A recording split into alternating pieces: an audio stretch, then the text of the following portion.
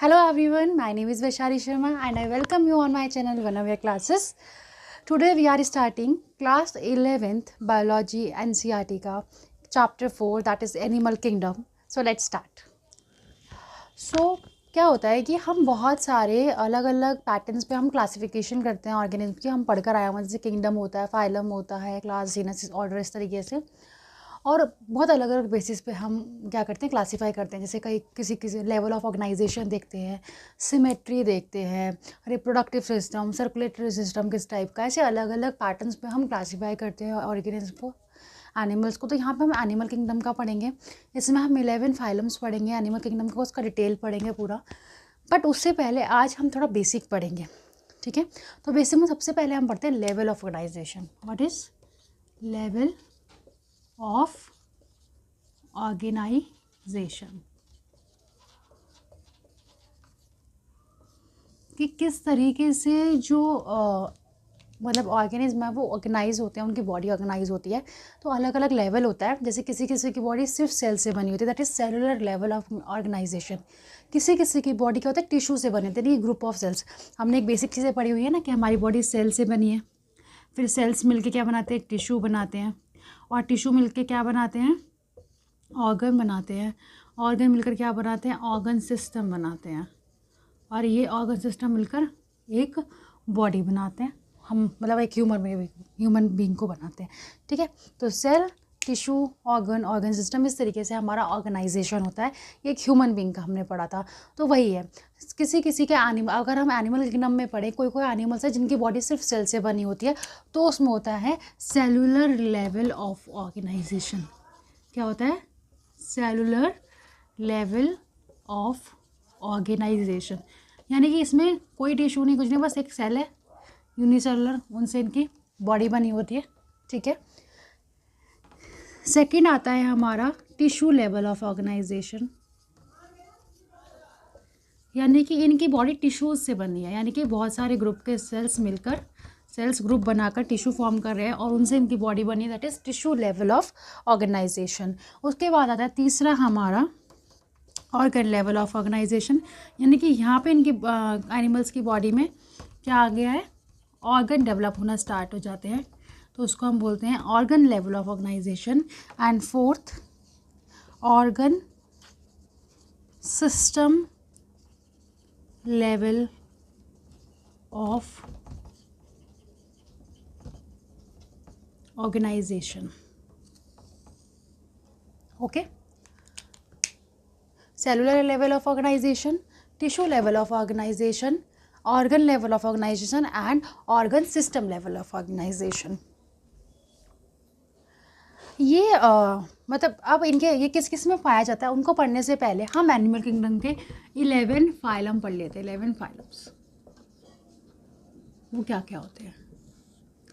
11 phylums में हमारा सबसे पहला होता है, जैसे सीक्वेंस में मैं बता रही हूँ उसी सीक्वेंस में अगर आप याद करेंगे तो आपको क्या होगा ना, पेपर में मतलब, और जब मैं कॉन्सेप्ट पढ़ाऊँगी तो वो चीज़ रिमेंबर करने में as an example of any topic आपको याद रहेंगे ये। तो ऐसे सीरीज़ में याद करेंगे तो ज़्यादा बेटर रहेगा फॉर एनी एग्ज़ाम, चाहे आप CBSE में दे रहे हैं 11th का या फिर आप नीट के लिए प्रिपेयर कर रहे हैं, फॉर एनीथिंग, ठीक है। फर्स्ट है हमारा Porifera, second Coelenterata,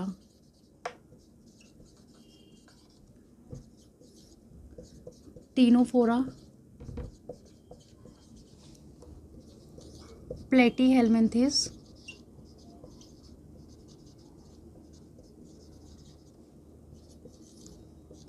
एस्केल्मिन्थेस,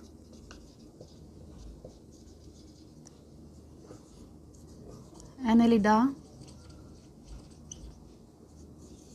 arthropoda,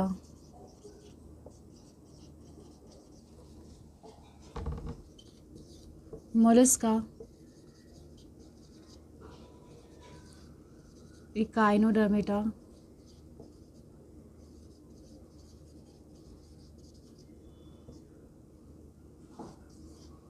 Hemichordata and Chordata, ठीक है। ये हमारे 11 फाइलम्स हैं। अब अभी थोड़ा इसको भूल जाना, ठीक है, पहले इसी को समझो। ये हमारे 11 फाइलम्स हैं एनिमल किंगडम के, इसको आपको याद करना है। मैं यही आपको सजेस्ट करूँगी कि आप इसको इसी सीक्वेंस में याद करें, ताकि आपको आगे कॉन्सेप्ट्स में एज एन एग्जाम्पल इनको यूज़ करने में, एज एन एग्जाम्पल ये याद करने में ईजी रहेगा, ठीक है। मैंने भी ऐसे याद किया है, ऐसे ही मुझे याद हुआ है। और ऐसा नहीं होता है कि तुम बैठ के रटने लग जाओ, वो नहीं होगा। 1-2 बार पढ़ोगे और उसको ऐसे मेमोराइज़ करोगे तो वो हो जाता है, ठीक है। मैं भी उसको लेके बैठी नहीं हूँ कि 11 फाइलम याद करने, नहीं, बार बार पढ़ो, बार बार पढ़ो, इसी सीक्वेंस में पढ़ो, आपको याद हो जाएगी चीज़ें और सबकॉन्शियस माइंड में हमारे हो जाती हैं, ठीक है। बायोलॉजी वाले लोग हो तो ये समझोगे कि सबकॉन्शियस माइंड होता है जहाँ पे हमारी चीज़ें सेट होती हैं, ठीक है, अगर तुम बार बार एक चीज़ पढ़ते हो, ठीक है। तो सबसे पहले क्या है, यहाँ से लेके यहाँ तक जो है ना, ये क्या होते हैं, नॉन कॉर्डेटा होते हैं। ये सब मैं बाद में बताऊँगी क्या है ये सब, बट अभी मैं एक बेसिक सा बता रही हूँ। एक एक चीज़ बताऊँगी मैं इसमें, इस चैप्टर में एनसीईआरटी पूरा कवर होगा। अगर आप ये वीडियो देख लेंगे, नोट्स अच्छे से कॉपी कर लेंगे, तो इसमें कोई एनसीईआरटी उठाने की आपको ज़रूरत नहीं पड़ेगी, मैं प्रॉमिस करती हूँ इस चीज़ के लिए, ठीक है। और कॉर्डेटा तो आपको पता ही है, यहाँ से लेके यहाँ तक सारे नॉन कॉर्डेटा होते हैं और ये कॉर्डेटा होते हैं। इनका डिफरेंस अभी हम समझेंगे धीरे धीरे, ठीक है। धीरे धीरे धीरे धीरे धीरे बढ़ना चाहिए लाइफ में, ऐसे ही नहीं कि बस, ठीक है। ओके, ज़्यादा धीरे भी मत चलना कि ये ऐसा ना हो कि पेपर आ जाए और आपको कुछ पता ही ना हो।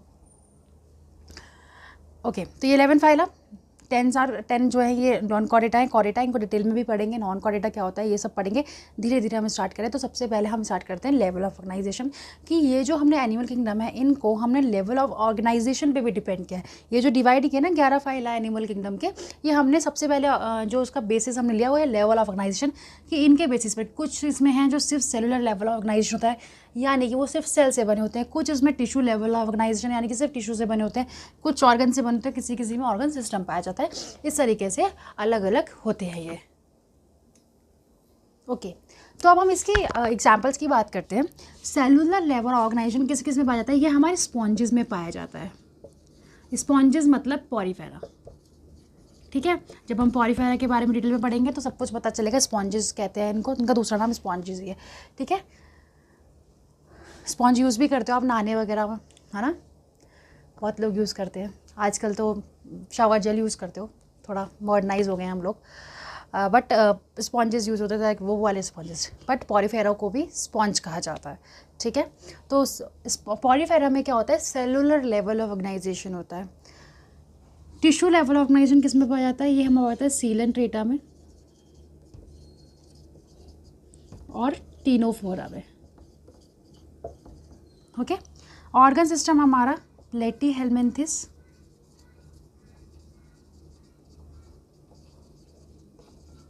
And Aschelminthes. And organ system किस में पाया जाता है, एनेलिडा से लेके कॉर्डेटा तक हमारे organ system level of organization पाया जाता है, ठीक है।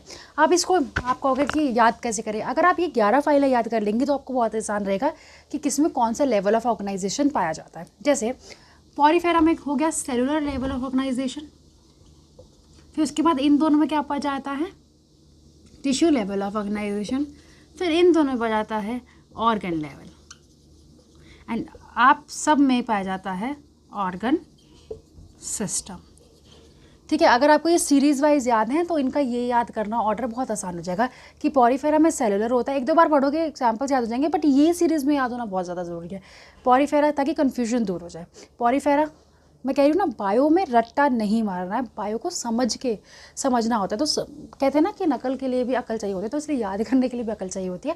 तो इसको अगर आप याद कर लेंगे तो आपको और चीज़ों में आसानी हो जाएगी, ठीक है। पॉरीफेरा सीलेंट्रेटा, इन दोनों में टिश्यू, इन दोनों में ऑर्गन, और सब में organ system level of organization पाया जाता है, ठीक है।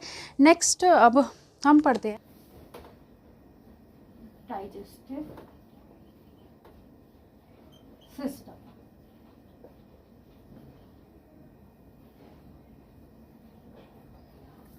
क्या होता है ना कि अलग अलग टाइप के जो ऑर्गेनिज्म होते हैं वो अलग अलग अलग अलग ग्रुप के एनिमल्स में अलग अलग ऑर्गन सिस्टम के पैटर्न्स पाए जाते हैं, अलग अलग ऑर्गन सिस्टम की कॉम्प्लेक्सिटीज़ पाई जाती हैं, ठीक है। तो इसीलिए जैसे डाइजेस्टिव सिस्टम लेकर चले तो डाइजेस्टिव सिस्टम भी ऑर्गेनिज्म में अलग अलग टाइप का पाया जाता है। दो तरीके का डाइजेस्टिव सिस्टम होता है, ठीक है। एक होता है इनकम्प्लीट डाइजेस्टिव सिस्टम,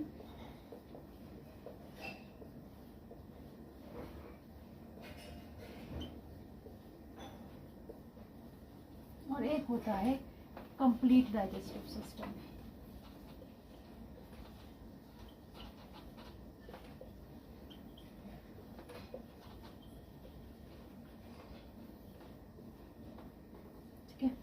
मतलब अभी हमने पढ़ा सेल, टिश्यू, उसके बाद ऑर्गन सिस्टम। तो ऑर्गन सिस्टम अलग अलग ऑर्गेनिज्म में अलग अलग पैटर्न या अलग अलग कॉम्प्लेक्सिटी होती है उनकी, तो वो उसमें हम डाइजेस्टिव सिस्टम का पढ़ रहे हैं। क्या होता है, किसी किसी में इनकम्प्लीट डाइजेस्टिव सिस्टम पाया जाता है, किसी किसी में कंप्लीट डाइजेस्टिव सिस्टम पाया जाता है।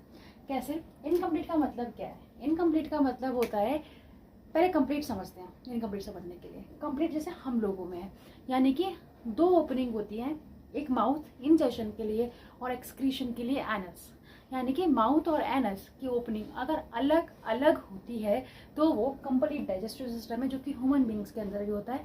मैं हर एग्जाम्पल हमारे ऊपर लेकर इसलिए समझा रही हूँ बिकॉज हमें ज़्यादा समझ में आता है और ज़्यादा देर तक याद रहता है वो चीज़, ठीक है। तो वही इनकम्प्लीट में उल्टा हो जाता है। इनकम्प्लीट में क्या होता है कि जो ओपनिंग है वो सिंगल है, यानी कि माउथ और एनस की ओपनिंग सिंगल ओपनिंग से होता है, यानी कि सिंगल ओपनिंग से इंजेस्ट करते हैं, लेते हैं और उसी ओपनिंग से बाहर निकालते हैं, ये होता है, ठीक है। यानी कि single opening serve as both mouth and anus, mouth and anus are two different openings, ठीक है। इसका एग्जांपल जैसे अगर हम प्लेटी हेलमिंथ्रिस भी ले सकते हैं। प्लेटी हेलमिंथ्रिस में ऐसा पाया जाता है, और जितने भी हायर ऑर्गेनिज्म हैं उनमें क्या पाया जाता है, कंप्लीट डाइजेस्टिव सिस्टम पाया, जैसे कॉरिटा वगैरह हो गया, ये वाली चीज़ है। बट मैं इसमें एग्जाम्पल नहीं लिख रही हूँ, कॉरिटा में कई बार एक्सेप्शन होते हैं, कुछ ऐसे कॉरिटा हैं जिनमें सिंगल ओपनिंग भी हो सकती है, ठीक है। तो इनकम्प्लीट डाइजेस्टिव सिस्टम क्या हो गया, जिसमें सिंगल ओपनिंग होगी, वो दोनों की तरह सर्व करेगी, माउथ और एनस। और कंप्लीट डाइजेस्टिव सिस्टम क्या होता है, जिसमें दोनों ओपनिंग अलग अलग होंगी। ऐसे ही हम सर्कुलेटरी सिस्टम का पढ़ते हैं। सर्कुलेटरी सिस्टम भी जो होता है वो दो टाइप का होता है, और उसके बेसिस पे भी ऑर्गेनिज्म को डिवाइड किया जाता है। एक होता है ओपन टाइप और एक होता है close type,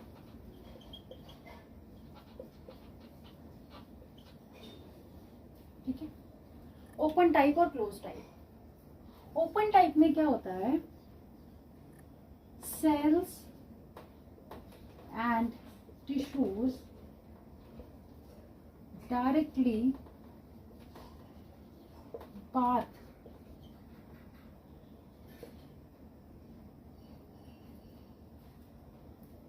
directly bath in the blood। ये इसका मतलब क्या है कि डायरेक्टली नहाते हैं, ठीक है।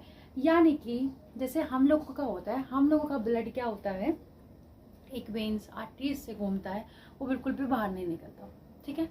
बट यहाँ पे क्या होता है, जैसे ऐसे मैं डायग्राम बनाकर दिखाती हूँ आपको। ऐसे मान लो कि ये इनका हार्ट है, ओपन टाइप का ये हार्ट है, ठीक है। इससे आर्टरीज वगैरह निकल रही हैं, ठीक है। आर्टरीज क्या होती है, जो हार्ट से दूर लेके जाती है ब्लड। तो मान लो एक काटने के लिए ब्लड ऐसे निकल रहा, पंप कर दिया, ब्लड निकल गया। यहाँ पे टिश्यूज, सेल्स वगैरह, ऑर्गन्स वगैरह हैं, ठीक है। तो ये क्या होता है, यहाँ से तो ट्यूब में जा रहा है ब्लड, आर्टरीज में जा रहा है, बट आगे जाकर सेल्स, टिश्यूज जहाँ आते हैं वो डायरेक्टली बात करते हैं, यानी कि ब्लड में सीधा नहाते हैं। और फिर यहाँ से जो ब्लड है ये यूज कर लेते हैं ब्लड को, और जो कलेक्ट होता है वो वेन्स के थ्रू यहाँ पे आता है, इस तरीके से, ठीक है। हार्ट ने पंप किया, ब्लड गया, ये टिश्यू और ऑर्गन्स जो होते हैं इनके अंदर ये डायरेक्टली बात कर रहे हैं, और उसके बाद वापस ब्लड हार्ट में जा रहा है, हार्ट पंप कर रहा है, ठीक है। आप ऐसे ऑर्गन्स जिनमें डायरेक्टली ऑर्गन टिश्यूज या सेल्स बात कर रहे हैं ब्लड के अंदर, तो ऑब्वियसली बात है उनको ऑक्सीजन सप्लाई कम होती है। तो ये जो सर्कुलेटरी सिस्टम है ना, ओपन टाइप का सर्कुलेटरी सिस्टम, ये पाया भी लोअर ऑर्गेनिज्म में जाता है। ठीक है, जब हम एक एक करके पढ़ेंगे ना ये फाइला, तब उसमें हम पढ़ेंगे किसमें ओपन टाइप का सर्कुलेटरी सिस्टम है, किसमें क्लोज टाइप सर्कुलेटरी सिस्टम है। बट एक बेसिक सा याद करने के लिए याद रखना, हमेशा लोअर ऑर्गेनिज्म में पाया जाएगा। क्यों? क्योंकि ऑक्सीजन कम सप्लाई होता है यहाँ पे, डायरेक्टली ना है तो उतना एफिशिएंट नहीं होगा जितना हमारा है। ठीक है, तो इनके लिए उनको एनर्जी भी कम मिलती होगी, तो ये लोअर ऑर्गेनिज्म है। जैसे हायर ऑर्गेनिज्म हम जैसे लोग हैं उनको बहुत एनर्जी चाहिए होती है, तो इसीलिए क्या होता है हमारा क्लोज टाइप का होता है। ठीक है, 10 जगह दिमाग लगाना पड़ता है ना, आधी एनर्जी तो हमारी मित्र अगर लड़के हैं तो उनकी महिला मित्र, और अगर लड़कियां तो उनके क्या कहते हैं मेल मित्र, वो खा जाते हैं। तो एनर्जी बहुत ज़्यादा चाहिए हम। ठीक है, तो क्लोज टाइप में क्या होता है, क्लोज टाइप में होता है कि जो हार्ट से पूरे ट्यूब्स के ही थ्रू घूमता है। जैसे हमारा हार्ट मानकर चल लो, लेट एग्जाम्पल कि ये हमारा हार्ट है, इसके ये 4 चैम्बर हैं। ठीक है, ये लंग्स, ये बॉडी, और इस तरीके से यहाँ से यहाँ गया ब्लड, फिर यहाँ से यहाँ जाता है, फिर यहाँ से यहाँ ट्यूब के थ्रू जाता है, फिर यहाँ से यहाँ ट्यूब के थ्रू जाता है, फिर यहाँ, और फिर यहाँ से यहाँ ट्यूब के थ्रू जाता है। यानी कि सब चीज़ ट्यूब के अंदर होती है, कुछ भी बाहर नहीं होता है। ठीक है, तो ये होता है क्लोज्ड टाइप का, यानी कि where blood flows through the arteries and veins and cells and tissue do not bath directly। थोड़ा छोटा हो गया, मतलब ब्लड क्या करता है, आर्टरीज और वेन्स के थ्रू होता है, फ्लो करता है, और टिश्यू और सेल्स जैसे यहाँ पे डायरेक्टली बात करते हैं वैसा नहीं होता है, डू नॉट। ओके, अब आती है सिमेट्री की बात।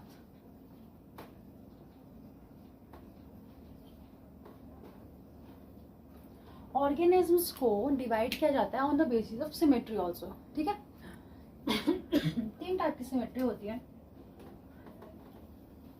एक होते हैं एसिमेट्रिकल एनिमल्स। ठीक है,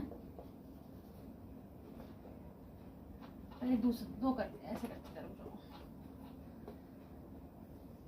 एक होते हैं एसिमेट्रिकल एनिमल्स और एक होते हैं सिमेट्रिकल एनिमल्स। ठीक है, और सिमेट्रिकल एनिमल्स में भी 2 तरीके की सिमेट्री पाई जाती है, रेडियल सिमेट्री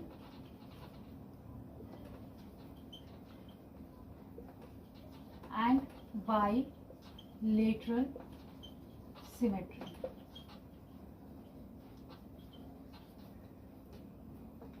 ओके, सिमेट्री में 2 पेसेस पे 2 में डिवाइड करते हैं ऑर्गेनिज्म को, एसिमेट्रिकल और सिमेट्रिकल। सिमेट्रिकल में भी 2 टाइप होती है, रेडियल और बाइलेटरल सिमेट्री। ठीक है, ये हमने मैथ्स में भी पढ़ा है। याद है एक चैप्टर आता था जिसमें सर्कल ट्राइंगल्स वगैरह बने आते थे और पूछते थे इसमें कौन सिमेट्री पे है कौन नहीं।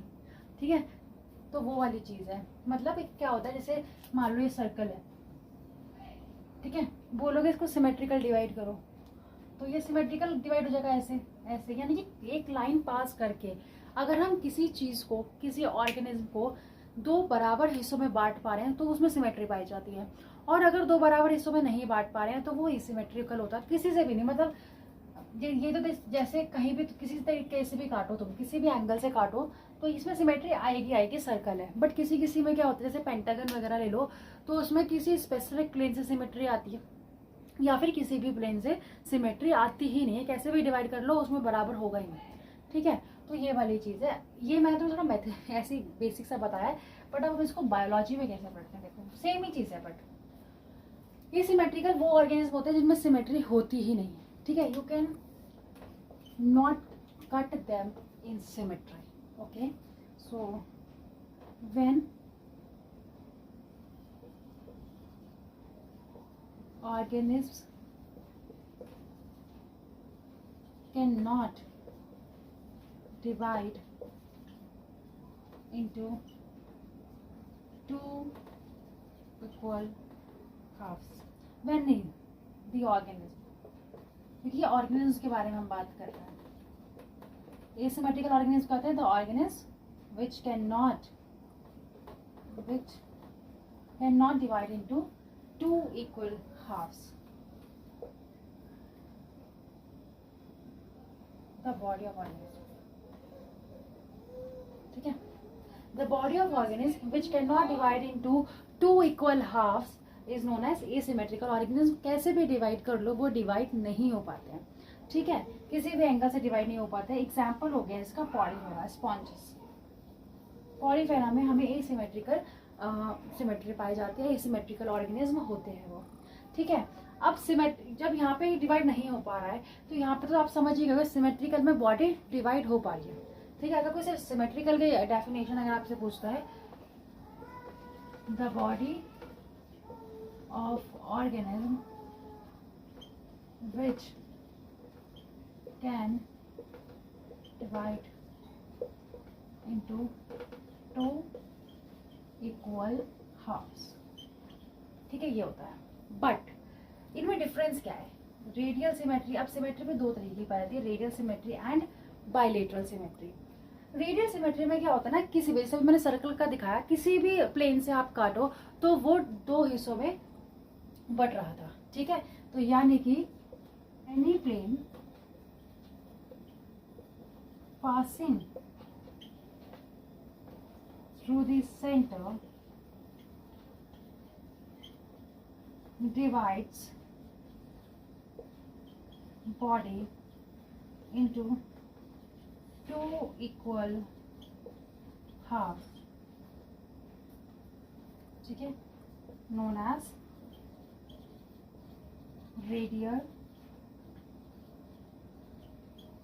symmetry, okay. यानी कि जैसे सर्कल वाला एग्जाम्पल, सर्कल को किसी भी जैसे ये सर्कल है तो उसको किसी भी से काटो, ऐसे काटो, ऐसे काटो, ऐसे काटो, बस सेंटर से पास होना चाहिए, तो उसमें सिमेट्री आती है, तो वो होती है रेडियल सिमेट्री। तो ऐसे ऑर्गेनिज्म जिनमें रेडियल सिमेट्री पाई जाती है वो क्या होते हैं? रेडियली सिमेट्रिकल होते हैं। क्या होते हैं? रेडियली सिमेट्रिकल होते हैं। यानी कि ये वाले ऑर्गेनिज्म क्या कहलाएंगे? Radially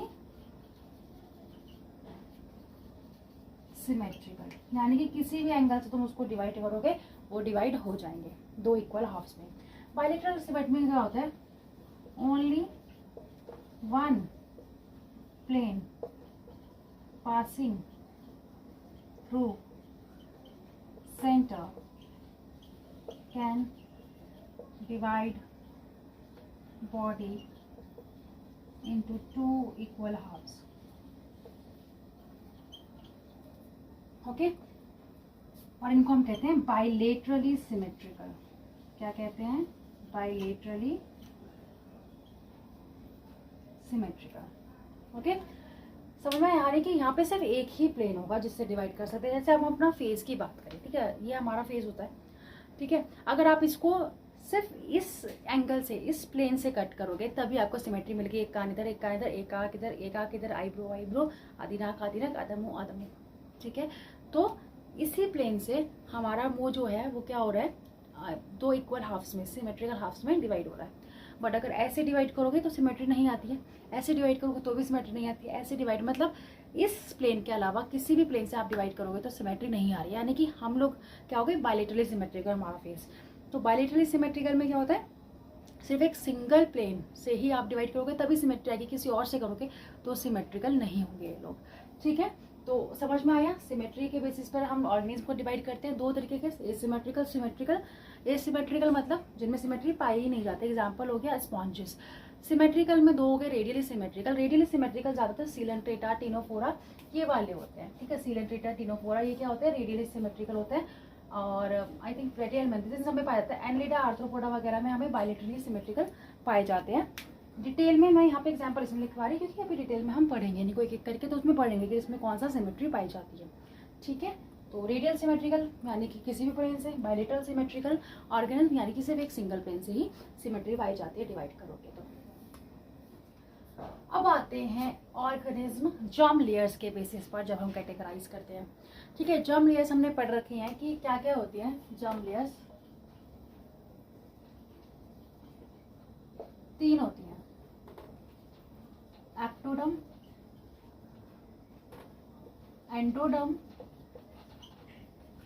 and mesoderm. ठीक है, अगर किसी किसी ऑर्गेनिज्म में सिर्फ ये दोनों पाए जाते हैं, सिर्फ दो ही लेयर से पूरा ऑर्गेनिज्म बना होता है, तो ऐसे ऑर्गेनिज्म को हम बोलते हैं डिप्लोब्लास्टिक ऑर्गेनिज्म। क्या बोलते हैं? Diploblastic organisms. और अगर किसी में ये तीनों ही पाई जा रही हैं तो हम उनको बोलते हैं ट्रिप्लोब्लास्टिक ऑर्गेनिज्म। ठीक है, जैसे इसका एग्जांपल हो गया कॉर्डेटा में आता ही है ये। ठीक है, इसमें सीलेंट्रेटा याद कर लो, डिटेल में हम पढ़ेंगे इसमें कौन कौन क्या है। ठीक है, समझ में आया? जर्म लेयर तीन होती हैं, एक्टोडर्म, मेसोडर्म, एंडोडर्म। किसी किसी में तीनों होती हैं तो वो ट्रिप्लोब्लास्टिक, तीन है ट्रिप्लो, और अगर दो है तो डिप्लोब्लास्टिक ऑर्गेनिज्म होते हैं वो। ठीक है, इसमें मुझे नहीं लगता ज़्यादा कुछ बताने की जरूरत है, इतना काफ़ी है। ठीक है, इसको इंग्लिश में तो आप लिख ही लोगे। Organism have two germ layers, they are known as diploblastic organism, and the organism which have three germ layers known as diploblastic, और दैट इज करके इनका नाम भी लिख सकते हो, एक्टोडर्म, मेसोडर्म और एंडोडर्म। एक्टोडर्म क्या होती है? आउटर लेयर होती है, और एंडोडर्म क्या होती है? इनर लेयर होती है, और ये मिडल लेयर होती है। ओके, देन आता है coelom.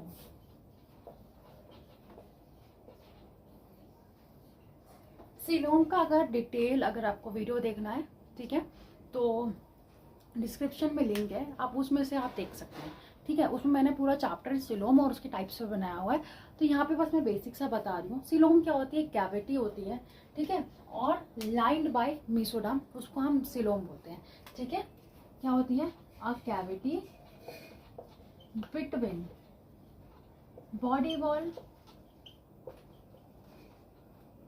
And alimentary canal lined by mesoderm. एक कैविटी है बॉडी वॉल और एलिमेंट्री कैनाल के बीच में, जो मेसोडर्म से लाइन होती है, उसको हम सिलोम बोलते हैं। और सिलोम के बेसिस पे ऑर्गेनिज्म को तीन में डिवाइड किया जाता है, एसिलोमेट्स, स्यूडोसिलोमेट्स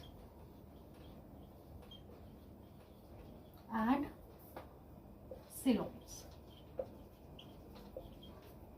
ठीक है, एसिलोमेट्स वो होते हैं जिनमें कैविटी नहीं पाई जाती। ठीक है, यानी कि they do not have cavity between alimentary canal and body wall. इनके अंदर क्या नहीं होता? कैविटी ही नहीं होती। स्यूडोसिलोमेट्स क्या होते हैं? इनमें कैविटी तो होती है, बट ये मेसोडर्म से लाइन नहीं होते। ठीक है, कैविटी होगी बट मेसोडर्म से लाइन नहीं होंगे, यानी कि they have cavity between alimentary canal and body wall, which is not lined by mesoderm. ठीक है, यानी कि अभी मैंने था यहाँ पे लाइन बाय मेसोडर्म लिखा था, तो यहाँ पे लाइन नहीं होता मेसोडर्म से। और यहाँ पे क्या होता है? They have cavity and also line by mesoderm, यानी कि इसकी पूरी ये बन जाएगी डेफिनेशन, ये they have cavity between body wall and alimentary canal lined by mesoderm. अगर हम एग्जांपल की बात करें तो एग्जांपल इसमें आता है स्यूडोसिलोमेट्स आ गया, सॉरी प्लेटीहेलमिन्थेस, इसका एग्जांपल है। स्यूडोसिलोमेट्स की बात करते हैं एग्जांपल इसमें एस्केलमेंथेस आ जाता है, निमेटोडा कहते हैं इसको। और इसमें एग्जांपल ये एनालिडा के बाद सारे ये सिलोमेट्स में आ जाते हैं। ठीक है, तो ये हो गया हमारा सिलोम। अगर मैं बार बार बोल रही हूँ, अगर आपको डिटेल में चाहिए तो क्या करोगे आप? इसका डिस्क्रिप्शन में लिंक है सिलोमनेट्स टाइप्स की वीडियोस का, उसमें डिटेल में सब कुछ बता रखा है, डायग्राम के साथ समझा रखा है, तो आप उसको देख सकते हैं, ठीक है। बट इतना मैं डायग्राम से यहाँ पे थोड़ा सा बता देती हूँ कि यहाँ पे जैसे ये एक्टोडम है, ये एंडोडम है, ठीक है। ये गट हो गई, एक्टोडम एंडोडम। सिलोमेट्स में क्या होता है, सिलोमेट्स में क्या होता है, यहाँ पे कोई कैविटी नहीं होती, यहाँ पे कैविटी नहीं होती। बट सूडोसिलोमेट्स में क्या होता है, ये गट है, ये एक्टोडम, बाहर वाली एक्टोडम है, अंदर वाली एंडोडम है, ठीक है। यहाँ पे मीसोडम नहीं लाइन करती, मीसोडम ऐसे पैचेस में मिलती है, ठीक है। यानी कि ये एक्टो हो गई, ये एंडो हो गई, और मीसोडम लाइन नहीं कर रही है, इसलिए पैचेस में, इसलिए सीरोसिलोमेट्स होते हैं, कैविटी है। अब यहाँ पे क्या हो जाता है, यहाँ पे एक्टोडम एंडोडम, और यहाँ पे मीसोडम क्या करती है, ऐसे लाइन भी करती है। मीसोडम क्या करती है, ऐसे लाइन भी करती है। तो ये हो जाते हैं हमारे सीरोसिलोमेट्स, ओके। अब आता है सेगमेंटेशन। किसी किसी की बॉडी में सेगमेंट्स पाई जाती हैं। सेगमेंट्स मतलब जैसे कभी आपने वो देखा होगा अर्थवर्म, तो वो है जैसे ये अर्थवर्म होता है, तो इसमें ऐसे सेगमेंटेशंस मिलते हैं, ठीक है। तो ये ज़्यादातर एनालिड्स में आती हैं, एनालिड्स का कैरेक्टरिस्टिक है। बॉडी क्या होता है, इंटरनली और एक्सटर्नली ऐसे सेगमेंट से डिवाइड होती है। इनको हम बोलते हैं मेटामेरिक सेगमेंटेशन भी बोलते हैं।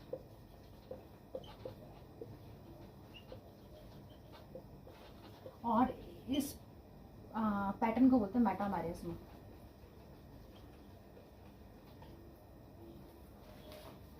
ओके, इसमें क्या होता है, the body is externally and internally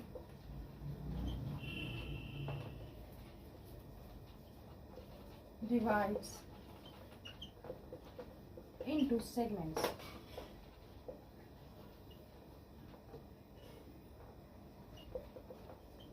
with serial repetition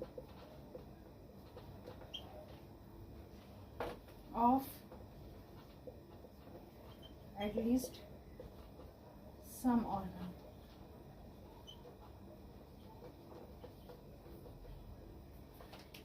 okay, समझ में? सेगमेंटेड है, बॉडी डिवाइडेड है। अब आता है नोटोकॉर्ड। नोटोकॉर्ड के बेसिस पे भी डिवाइड करते हैं। नोटोकॉर्ड में क्या होता है, नोटोकॉर्ड एक मीसोडर्मली डिराइव्ड रॉड लाइक स्ट्रक्चर होती है, विच डेवलप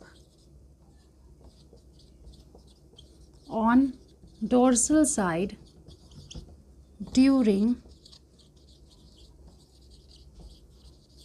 एम्ब्रियोनिक डेवलपमेंट, ठीक है। मीसोडर्मली डिराइव्ड का मतलब क्या होता है, मीसोडर्म से ओरिजिनेट होती है, ठीक है। तो मीसोडर्मली डिराइव्ड होती है, रॉड लाइक स्ट्रक्चर होती है, डॉर्सल साइड पे होती है। डॉर्सल साइड मतलब ये हमारी वेंट्रल साइड होती है, ये पीछे वाली हमारी डॉर्सल साइड होती है, तो डॉर्सल साइड पर होती है। कब बनती है, एम्ब्रियोनिक डेवलपमेंट के टाइम पे बनती है, दैट इज नोटोकॉर्ड। यानी कि वर्टेब्रल कॉलम से जो पहले वाली बात करो, उसका प्रिमिटिव एक वो देखो, तो दैट इज नोटोकॉर्ड, ठीक है। नोटोकॉर्ड पीछे की तरफ होती है, डॉर्सल साइड पे, मीसोडर्मली ऑरिजिनेट होती है, ठीक है। अब इसके बेसिस पर भी हम ऑर्गेनिज्म को डिवाइड करते हैं, जो मैंने आपको बताया कि ये यहाँ से लेके यहाँ तक क्या हो जाता है, नॉन कॉर्डेटा। नॉन कॉर्डेटा मतलब नोटोकॉर्ड नहीं है, एंड कॉर्डेटा मतलब नोटोकॉर्ड है, ठीक है। नॉन कॉर्डेटा मतलब नोटोकॉर्ड नहीं है, तो एब्सेंस ऑफ नोटोकॉर्ड, और यहाँ पे कॉर्डेटा में यानी कि नोटोकॉर्ड है, इसलिए इसको कॉर्डेटा बोलते हैं। अब इनको भी फिर कॉर्डेटा को भी आगे हम अलग अलग में डिवाइड करते हैं, वर्टेब्रेट्स, इनवर्टेब्रेट्स, वो हम पढ़ेंगे आगे। उसी पे आपको पता चलेगा कि वर्टेब्रल कॉलम जो हमारी रीढ़ की हड्डी है वो क्या है और नोटोकॉर्ड क्या है, उसमें डिफरेंस समझ में आएगा। तो आज का हमारा इतना ही था, ओके। हमने आज एनिमल किंगडम का बेसिक करा, जिसमें लेवल ऑफ ऑर्गेनाइजेशन करा, digestive system, circulatory system, segmentation के बारे में, नोटोकॉर्ड के बारे में, सिलोम के बारे में, डिप्लोब्लास्टिक, ट्रिप्लोब्लास्टिक एंड सिमेट्री के बारे में पढ़ा है।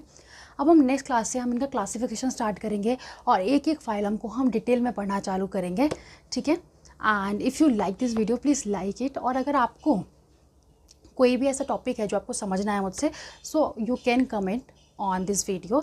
और सिलोम का मैंने आपको बताया कि डिस्क्रिप्शन में लिंक है, तो आप वहाँ जा सकते हैं। एंड सिलोम को अगर आपको डिटेल में देखना है सिलोम की video, you can watch it, okay. So please if you like this video so please like it and comment and please subscribe my channel, ताकि आपको आगे की नोटिफिकेशंस मिलती रहें। Thank you so much.